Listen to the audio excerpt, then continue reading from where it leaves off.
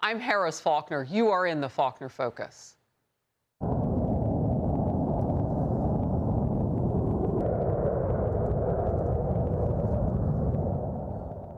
CENTCOM posted this video of the U.S. Air Force at work.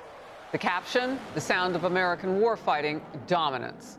New satellite images from Iran showing heavy damage from U.S. and Israeli aerial attacks. Breaking news right now as you are watching this video, missiles are cutting through the skies over Tel Aviv. Not rockets, not small arms fire, long-range ballistic missiles launched from southern Lebanon by Hezbollah, aimed directly at the heart of Israel's most populated city, and Israeli interceptors are racing to knock them down before they reach their targets. This is not a drill. This is not a simulation.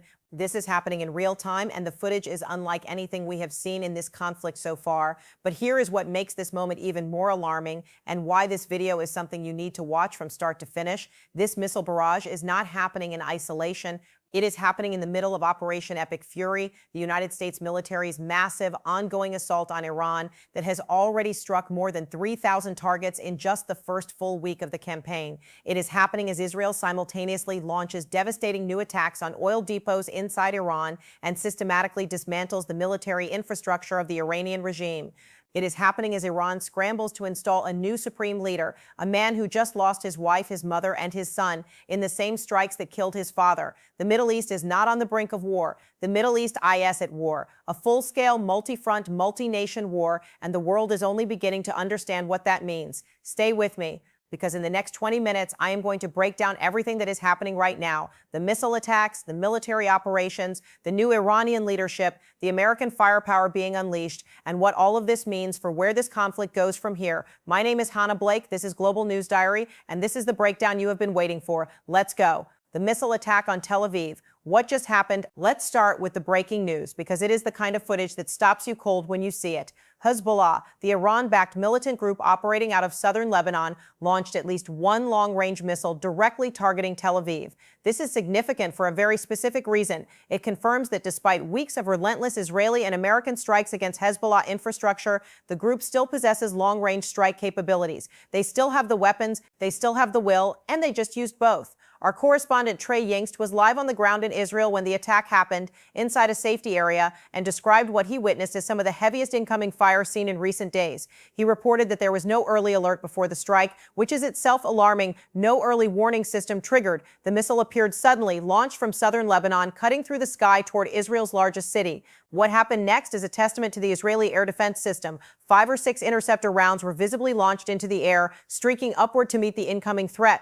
The Iron Dome and associated systems engaging in real time, live on camera, in front of the entire world. The missile was intercepted, but the message Hezbollah was sending could not be intercepted. That message is this: we are still here, we are still capable, and we are not done. Now let's talk about what that means strategically, because this is where most news coverage stops and where our analysis begins. Hezbollah has been a central pillar of Iran's regional strategy for decades. Iran built Hezbollah from the ground up, funding it, arming it, training it, and deploying it as a forward operating force against Israel so that Iran could threaten Israeli territory without ever having to fire a weapon from Iranian soil directly. For years, this strategy worked. Hezbollah accumulated one of the largest non-state missile arsenals in the world, by some estimates over 150,000 rockets and missiles of varying range and precision. But something has shifted dramatically in recent weeks. The combination of Israeli ground and air operations in southern Lebanon, combined with the broader campaign of Operation Epic Fury, has been systematically degrading Hezbollah's capabilities. Commanders have been eliminated, supply lines have been cut, communication systems, the backbone of any military organization's ability to coordinate and fight, have been disrupted. And yet they just launched a long-range missile at Tel Aviv, which means either Hezbollah still has more capability than the military assessments suggest, or this is a desperate, high-risk move by an organization that knows it is losing and is trying to force a response before its remaining arsenal is destroyed. Either way, this attack changes the dynamics of this conflict in real time. Operation Epic Fury, the scale of American military power. Now let's pull back the camera and look at the bigger picture, because the Hezbollah missile attack on Tel Aviv is one piece of a much larger military operation that is unprecedented in the modern era. The United States military's Operation Epic Fury has been underway for just over a week. And the numbers coming out of CENTCOM, United States Central Command, are staggering. In the first full week of the operation, U.S. forces struck more than 3,000 targets inside Iran. 3,000. Let that number sit with you for a moment. 3,000 separate military targets, infrastructure nodes, command and control systems, weapons depots, naval facilities, air bases, all struck in 7 days. That is an average of over 400 targets per day. That is a pace of destruction that is almost incomprehensible in historical terms. CENTCOM posted footage of the U.S. Air Force at work with a caption that left absolutely no room for ambiguity. The caption read, "The sound of American warfighting dominance. That is not the language of a nation that is testing the waters. That is not the language of a nation trying to send a diplomatic signal. That is the language of a nation that has made a decision and is executing that decision with everything it has." New satellite images coming out of Iran are providing visual confirmation of the scale of the destruction. These are not images of minor damage or localized strikes. These are images of scorched earth, entire naval facilities with burning ships sending black smoke into the sky, air bases where Iranian warplanes once sat ready for deployment now reduced to charred debris and scattered wreckage, the bombed aircraft unrecognizable. All that remains is scorched metal and ash. General Jack Keane, one of the most respected military analysts in the United States, has been watching these operations unfold, and his assessment is striking in its directness. He described the execution of the military plan as quite remarkable, saying the results have been, in his words, stunning. But here is what General Keane pointed out that is perhaps the most important strategic detail of this entire operation. Yes, the United States and Israel are hitting targets together, but Israel is doing something additionally, exclusively, and deliberately. The Israelis are not just destroying weapons and military infrastructure. They are targeting the organizations that sustain the Iranian regime, every institution, every command structure, every organizational pillar that allows the Islamic Republic to function as a coherent military and political entity. They are, in General Keane's words, systematically and deliberately taking it all down. This is a different kind of war. This is not a war designed to wound. This is a war designed to dismantle. But let's talk about what is actually happening inside Iran, because the images coming out of Tehran are the kind of thing that redefines your understanding of what modern warfare looks like. An entire street in Tehran erupted as Israeli strikes targeted buildings in the Iranian capital. The IDF, the Israeli Defense Forces, went after multiple oil depots over the weekend. The fires were visible from miles away. The black smoke rising over Tehran has become a symbol of this conflict. The site of a city that considered itself untouchable now burning under the weight of an air campaign that its military was, despite all its preparations, not ready for. Iran's navy, once considered one of the more capable regional naval forces, has been decimated. Ships are burning at naval bases in the southern part of the country. The infrastructure needed to project naval power in the Persian Gulf and beyond is being methodically destroyed. Iran's air force is being stripped away. Fighter jets that once represented Iranian military prestige are now twisted, scorched wreckage on bombed runways. Israel and the United States together have established what can only be described as total air superiority over the country. And crucially, and this is something that is not getting nearly enough attention, U.S. and Israeli strikes have been specifically targeting Iran's communication and command systems. The networks that allow Iranian military commanders to talk to each other, the infrastructure that allows orders to be given and received, the systems that allow a military to function as a coordinated fighting force rather than a collection of confused, isolated units. Our correspondent noted that Iran had built its military structure around something called a mosaic defense, a distributed, decentralized approach to military organizations, specifically designed to survive the kind of targeted decapitation strikes that eliminated Saddam Hussein's military in the opening days of the Iraq War. The idea was that even if individual nodes were destroyed, the overall network would continue to function. But the scale and precision of the American and Israeli campaign appears to be overwhelming even that distributed defense. The communication nodes are being destroyed faster than they can be replaced. The command structures are being eliminated faster than they can be reconstituted. Iran's ability to fight a coordinated, sustained military campaign is being degraded in real time, day by day, strike by strike.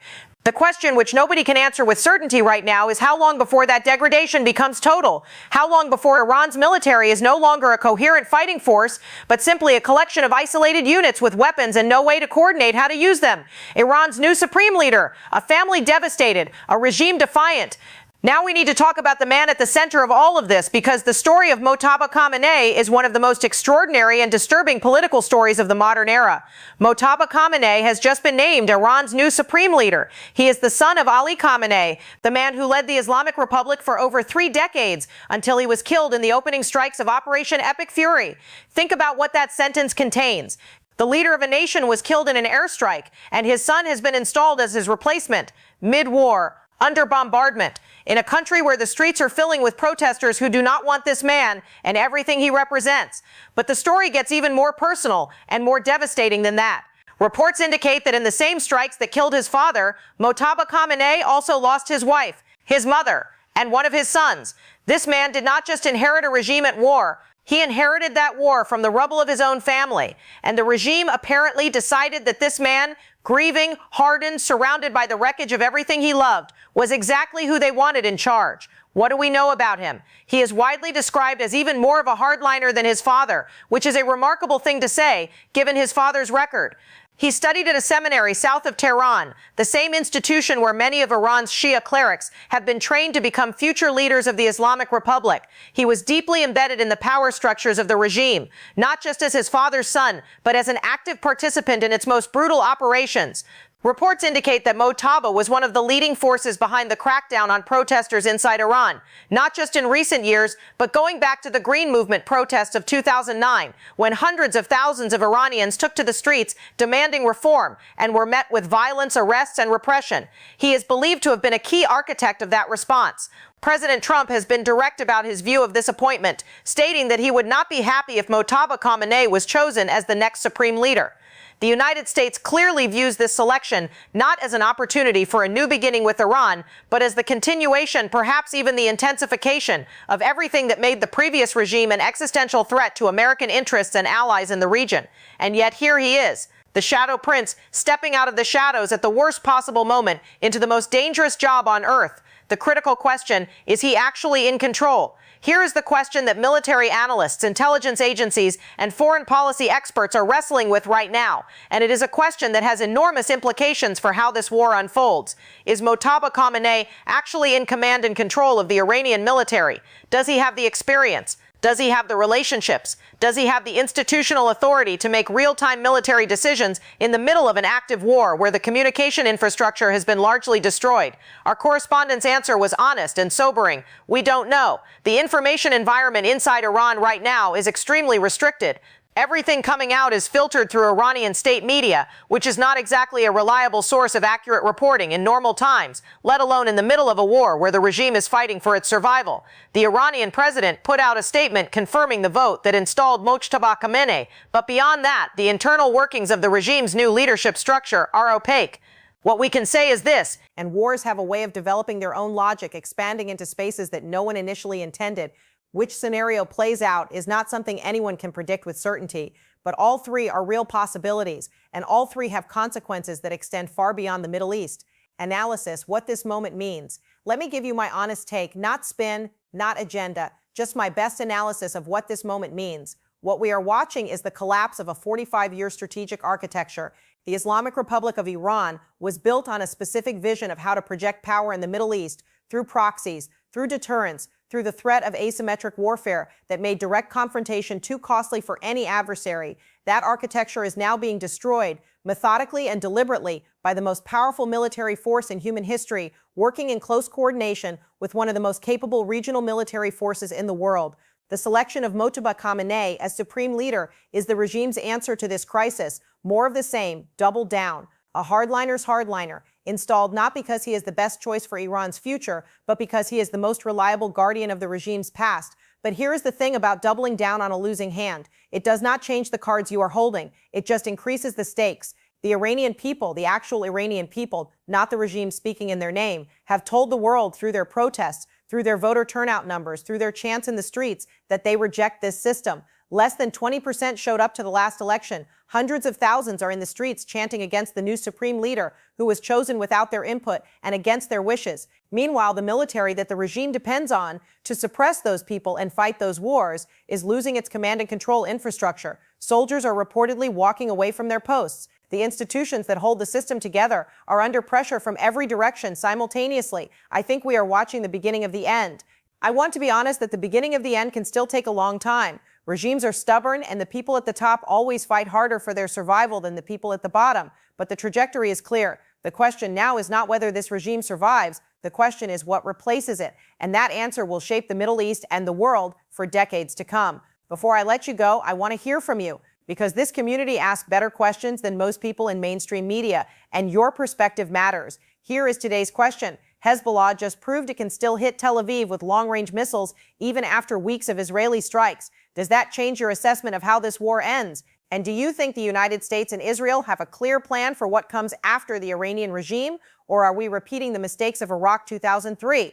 Drop your answer in the comments. I read every single one. The most insightful comments get featured in our next video. And if you think I got something wrong, tell me. Seriously, the best channels are the ones where the community holds the host accountable. If this video gave you context and clarity that you are not getting anywhere else, do one thing. Hit that like button right now. It takes 2 seconds, and it is the single most effective way to help this channel reach more people who are trying to make sense of what is happening in the world. Subscribe if you have not already. We are covering this conflict every single day, every major development, every strategic shift, every piece of breaking news with the depth and context that the story deserves. Turn on notifications. This situation is moving hour by hour. We are posting updates as they happen, and you do not want to miss what comes next because based on everything we are seeing, the next few days are going to be some of the most consequential of this entire conflict. And share this video, put it on your Instagram, send it to your group chat, post it on X, because too many people are watching this war through a fog of confusion, and this breakdown cuts through that fog. Give someone you care about the clarity they deserve.